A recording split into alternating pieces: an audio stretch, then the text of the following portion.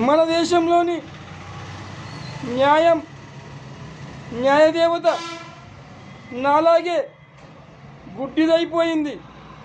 కొందరు అరాచక నాయకులు కేవలం తమ స్వార్థం కోసం పచ్చ నోట్లను న్యాయదేవత నోట్లో కుచ్చేసి తీర్పును గుడ్డిదాన్ని చేశారు. న్యాయదేవతను గుడ్డిదాన్ని చేశారు. నా ప్రాణ స్నేహితుడి కూతుర్ని ఒక మినిస్టర్ కొడుకు జాబ్ ఇప్పిస్తానని ఫామ్ హౌస్కు తీసుకెళ్ళి ఆ రాక్షసుడు అతి కిరాతకంగా మానభంగం చేశాడు.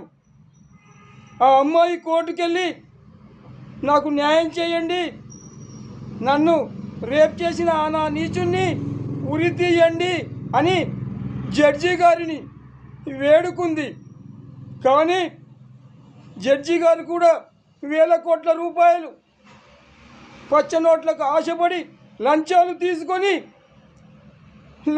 తీసుకొని మినిస్టర్ కొడుకుని విడుదల చేశాడు, నిర్దోషిగా విడుదల చేశాడు. ఇది మన దేశంలోని న్యాయ వ్యవస్థ దురవస్థ. ప్రజలారా, ఐసీయూలో చావు బతుకుల మధ్యలో ఉన్న గుడ్డి న్యాయాన్ని మీరే కాపాడాలి. నేనా గుడ్డివాణ్ణి.